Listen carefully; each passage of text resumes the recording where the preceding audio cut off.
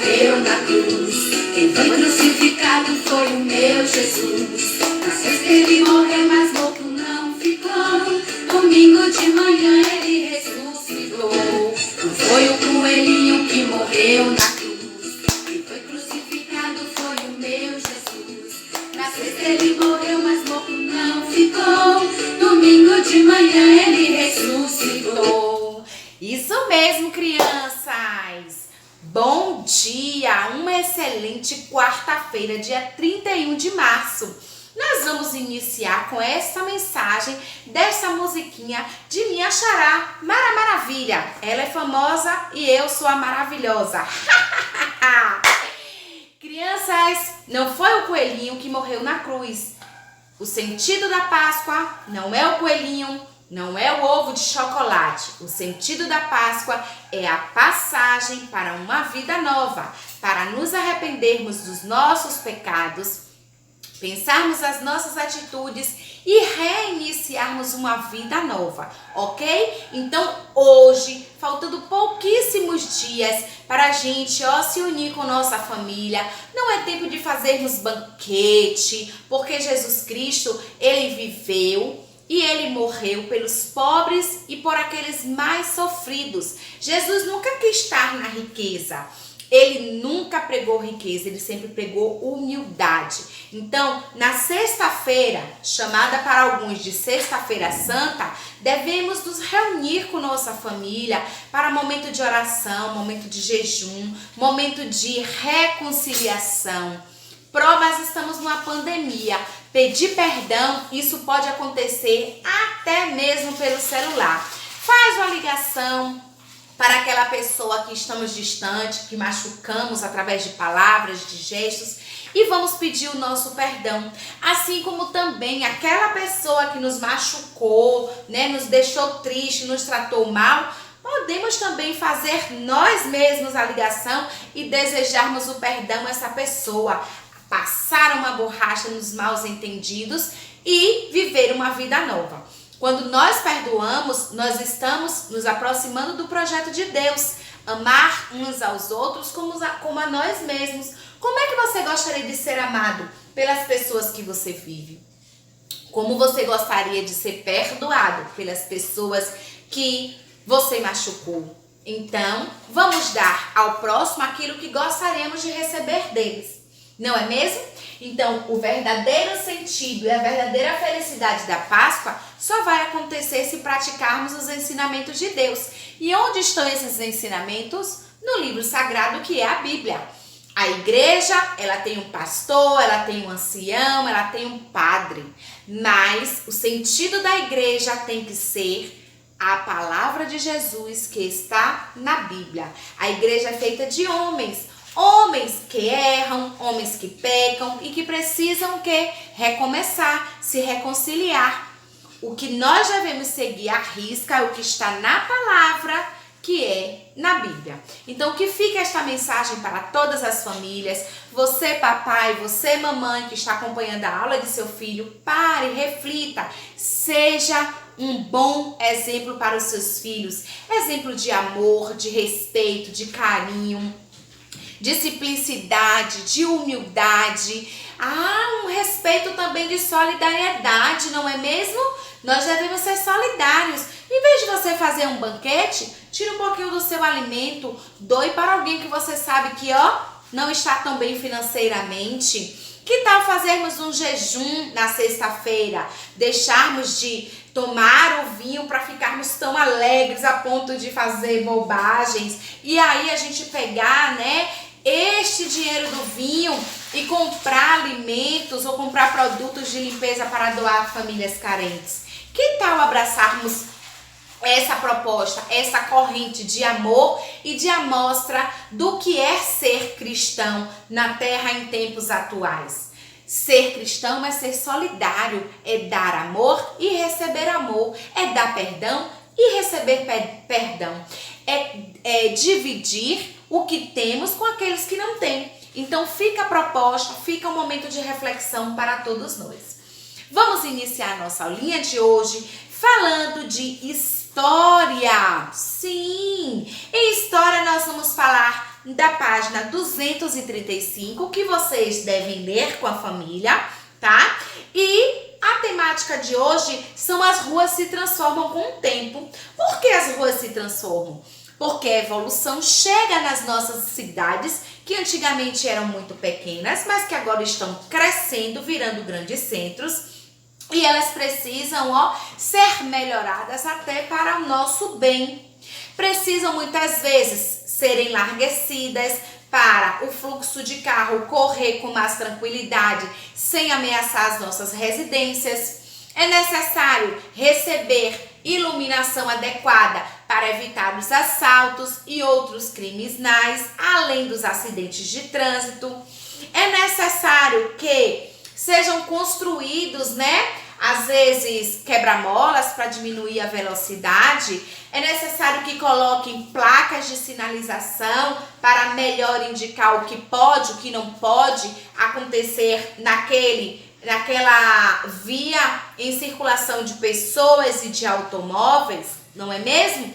As ruas, em outros tempos, elas eram de terra batida, ou então de paralelepípedo, aquela pedra bem pesada, E com o passar do tempo, a evolução foi chegando, o homem foi identificando novos materiais e aí veio o chamado asfalto, que é uma mistura de piche, de areia, de brita, que é jogado sobre a terra e ali, cria uma camada mais lisa e com maior facilidade para os veículos se locomoverem, tá bom? As casas eram bem antigas, então com o passar do tempo é necessário também se fazer atualização nas casas, que mudam o cenário das nossas ruas, muda toda uma infraestrutura da cidade. Às vezes, algumas casas precisam ser demolidas, derrubadas, porque a sua estrutura, por ser muito antiga, pode oferecer riscos de acordo com o tempo, chuvas fortes, vendavais, alagamentos, e aí essas casas podem vir a chão, causando acidentes. Quando a gente vê, nos telejornais, que tem as grandes enchentes e de repente o que acontece? Casas desmoronam e acabam soterrando outras casas e matando pessoas, matando animais, machucando outras, não é mesmo? E deixando muitas pessoas no prejuízo e às vezes até mesmo desabrigadas. Tá bom, crianças? E em lugar dessas casas, muitas vezes as casas são substituídas por edifícios. O que é isso?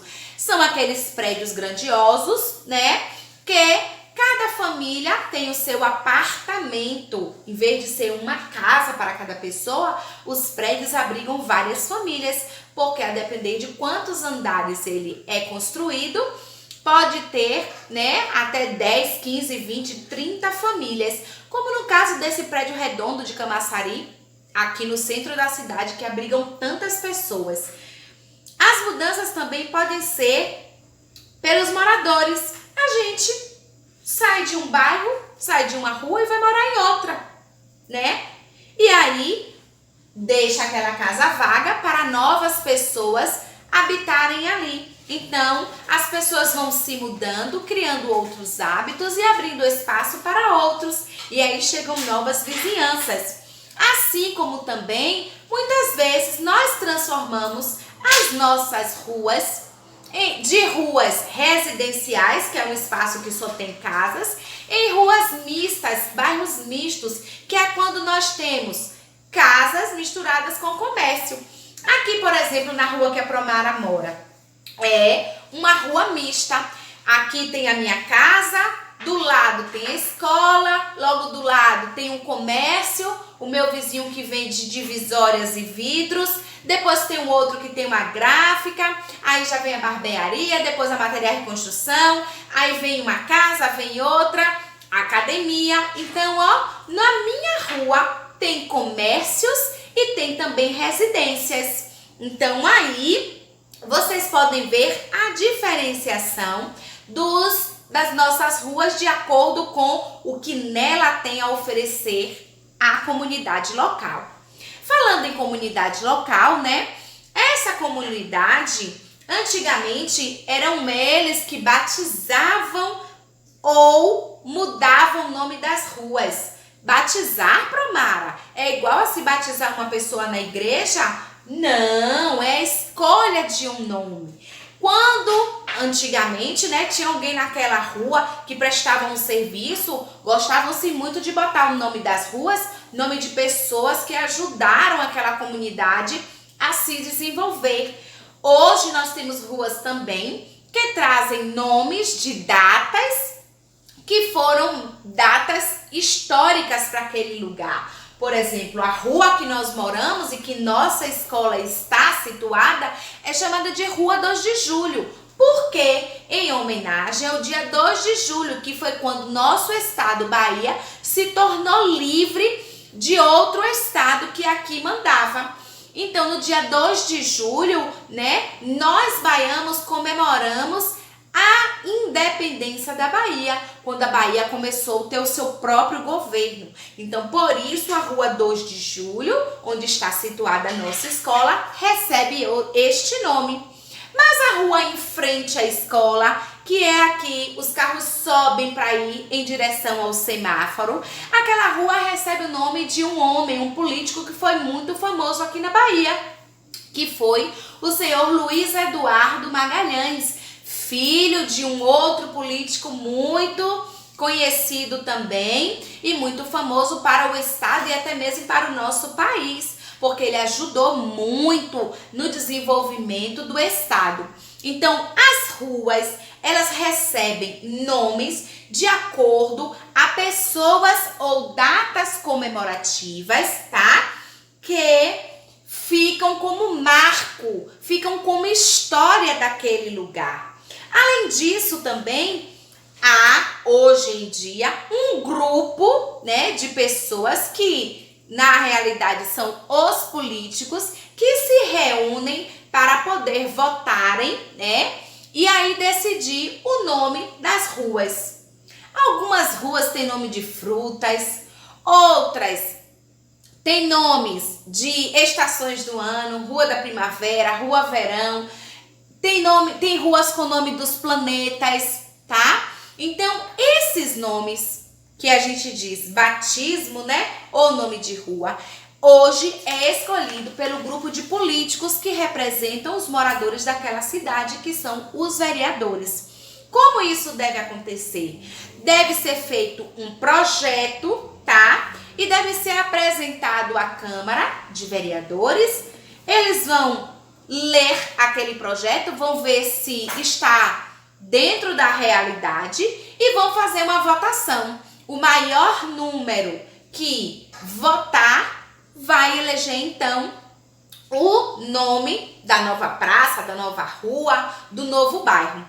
Ok, crianças? Após a aprovação, a prefeitura ela torna-se responsável de obedecer essa lei. Então, ela manda fabricar uma plaquinha com o nome da rua, coloca na entrada e no final da rua para poder indicar que aquela rua tem agora um novo nome. Além de também formular um documento que é chamado de decreto, que deve ser publicado nos meios de comunicação da cidade, para que toda a comunidade fique sabendo que aquela rua que se chamava Rua A vai se chamar agora Rua Promara. Que coisa linda, já pensou?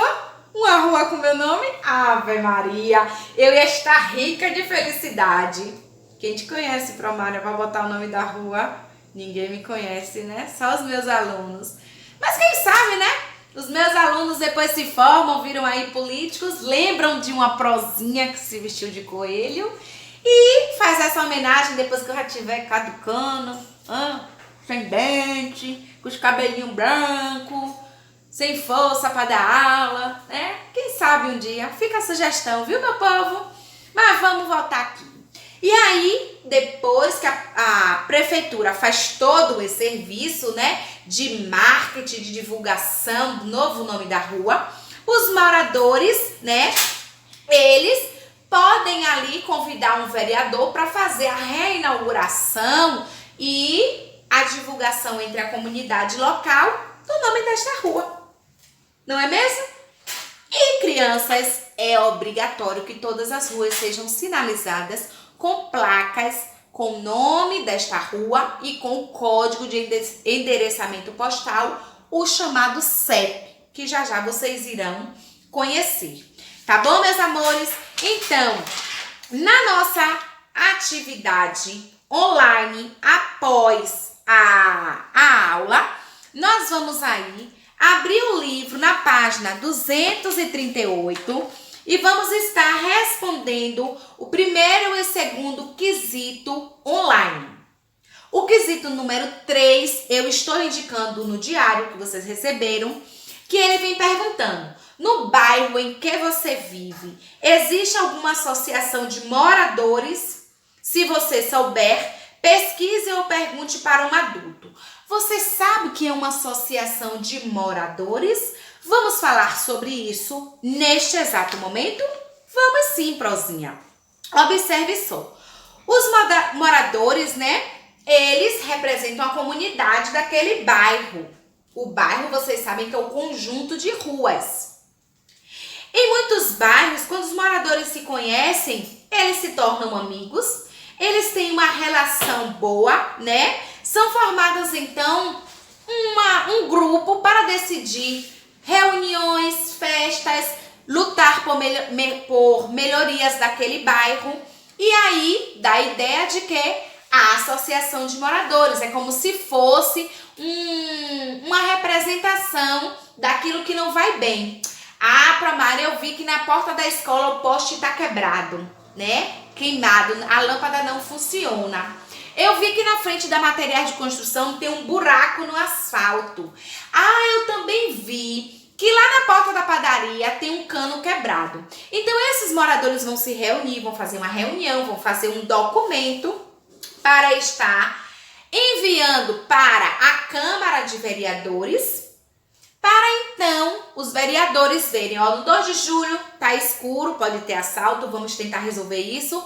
Vai ligar lá para a CESP, que é a secretaria responsável pela iluminação pública. Vai mandar um carro vir trocar a lâmpada, olhar direitinho os fios. Logo em seguida vai ligar para a Embasa. Olha, Embasa, na rua 2 de julho tá tendo desperdício de água. O carro da Embasa vai vir para fazer o conserto. Depois que tudo estiver, né, arrumadinho, a CESP manda uma equipe vir para botar um novo asfalto, chamado de remendo, que eles nunca fazem algo novo, bota só ali naquele pedacinho.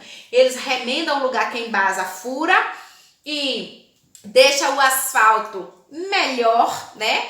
E também na porta da material de construção que tinha um buraco, a CESP vai também fazer o serviço, colocando ali novo asfalto, um pedacinho de asfalto, para tapar aquele buraco. Então, este grupo de moradores, através da reunião, através de conversa, dos problemas que ali existiam, né, vão providenciar, através dos vereadores, que o serviço público faça ali a melhoria daquele local. Então, a associação de moradores, ela é super útil para poder sinalizar o que há de ruim no bairro. Ah, no bairro tem um posto, mas o dentista não está vindo trabalhar. Então, vai fazer um documento, né? Os moradores se reúnem, fazem um documento, assinam esse documento e vão mandar para a Secretaria de Saúde, que é o órgão que vai supervisionar todos os postos e serviços de saúde. E aí vai ver por que esse dentista está faltando. Então, crianças, essa atividade é chamada e representada por uma associação que deve ter um líder, né? Pode ser chamado de diretor ou presidente do bairro. Tem um conselho que tem que ter um secretário, é quem vai fazer os documentos, um tesoureiro, próprio que é um tesoureiro para cuidar do dinheiro. Aí vamos dizer, naquele bairro tem a Escola Pequeno Príncipe e a Escola Pequeno Príncipe resolveu doar um dinheiro para a associação, pegar crianças carentes e colocar um professor para dar aula de dança. Então, esse tesoureiro é quem vai pegar o dinheiro na Escola Pequeno Príncipe, vai contratar um professor de dança e vai lá na associação botar as crianças para fazer aula de dança. Então, a associação de moradores, ela não vai só trabalhar procurando melhorias, ela também pode oferecer serviços de formação e informação da comunidade. Ela também tem a obrigação de proporcionar momentos de lazer, como tem a Páscoa aí. Então, a associação poderia, providenciar chocolates para distribuir para as crianças. No Dia das Mães, pode-se fazer uma festa, uma celebração, para homenagear as mães. No Dia das Crianças, pode-se colocar brinquedos na praça daquele bairro para as crianças irem se divertir, ganhando brindes. Então, a função da associação é transformar aquele bairro em um bairro mais culto, mais organizado e com todos os serviços públicos funcionando com qualidade. No meu bairro não tem associação. Que tal, após passar a pandemia, vocês darem essa sugestão para os familiares e para os vizinhos e eles formarem uma associação unida, em que busquem momentos de lazer, campeonato de dominó, campeonato de futebol, tarde recreativa com a família, cultos evangélicos, missas ao público para levar a palavra de Deus. Então, tudo isso é função da associação de moradores, certo? Os bairros, eles se transformam com o passar do tempo, Existem tantos bairros numa cidade que é necessário que eles se modifiquem, assim como as ruas. Se as ruas deixaram de ser pequenas, os bairros também vão deixar de ser pequenos. Há vários tipos de bairros, como eu falei no início. Os bairros que só tem casas são chamados de residenciais. O bairro que tem casas e comércio são chamados de bairros mistos. E o bairro que só tem comércio, que é chamado de bairro comercial. Por exemplo, aquela rua da loja Planeta, Cometa, Banco Itaú, Le Biscuit, ali não existem residências, só existem lojas comerciais, lojas que vendam produtos. Então ali é um bairro somente comercial, ok, meus amores? E nesses bairros comerciais vão ter o quê? Uma diversidade de lojas, pode ter pequenas fábricas, podem ter indústrias, Esses bairros, eles vão trazer com eles uma história. Eles são formados, pequenininhos, com o passar do tempo foram crescendo e podem até voltar a diminuir e manter ali uma história. Nossa, o bairro 2 de Julho já foi um bairro tão tranquilo, mas agora é tanta zoada. Tem casa de show, tem espaço para evento, tem academia. Antigamente não, era só casas, todo mundo se recolhia cedo. Às vezes os jovens jogavam bola na rua, não tinha tanto movimento de carro, mas agora é ônibus, é carro, é moto, é bicicleta. Daqui a pouco vai estar passando um metrô por aqui, Será? Claro que não, Promar. Deixe de invenção. Mas é isso, crianças. Na disciplina de história, sobre isso que eu queria falar com vocês. No terceiro quesito que vocês irão fazer com a família, vocês vão ler aí, que ele pede: no bairro que você vive, existe alguma associação de moradores? Você vai perguntar aos familiares. Se souber, vocês irão procurar saber o que é que essa associação faz e irá registrar nesse espaçozinho do terceiro quesito. Ok, meus amores? Agora nós vamos fazer a nossa revisão de língua portuguesa, tá? Que eu vou colocar aqui no quadro para vocês. Então, vamos lá para o quadro? Bom, crianças, agora em português nós vamos falar sobre sílabas. Vocês já sabem que sílabas são os pedacinhos de cada palavra que nós pronunciamos, ok? A maior parte das sílabas, elas são representadas pela junção de 2 ou 3 letras em uma palavra. Aqui nós vamos agora fazer a revisão da classificação das sílabas, das palavras quanto ao número de sílabas, tá ok? Vocês já sabem que as palavras que contêm uma sílaba, ela é chamada de monossílaba, tá? Monossílaba, tem uma sílaba. 2 sílabas nós chamamos de dissílaba. 3 sílabas nós chamamos de trissílaba. E aquela palavra que tem 4 ou mais sílabas, ela é chamada de polissílaba. Isso vocês mostraram que tem bastante conhecimento. Agora vamos usar algumas palavras que representam o tempo que estamos vivendo, ou seja, a Páscoa. Eu trago aqui o nome cordeiro. Como fazer a separação da palavra cordeiro? Exercitem aí com a palminha. Cordeiro. Cordeiro. Quantas sílabas nós temos? 1, 2, 3. Como eu vou classificar esta palavra? Trissílaba, porque ela contém 3 pedacinhos. Logo em seguida, o sentimento mais belo, que é o amor. Amor. Quantas sílabas? 2 sílabas. Nós a chamamos de o quê? Ela é uma palavra dissílaba. Logo em seguida, Jesus é a minha luz. Ó, luz, luz. Ela só tem uma sílaba. Então, nós a classificamos como monossílaba. E para fechar, a palavra felicidade. Vamos nós? Felicidade.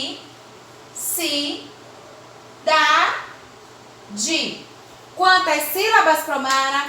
1, 2, 3, 4, 5. Bom, se a palavra felicidade tem 5 sílabas, ela só pode ser o quê?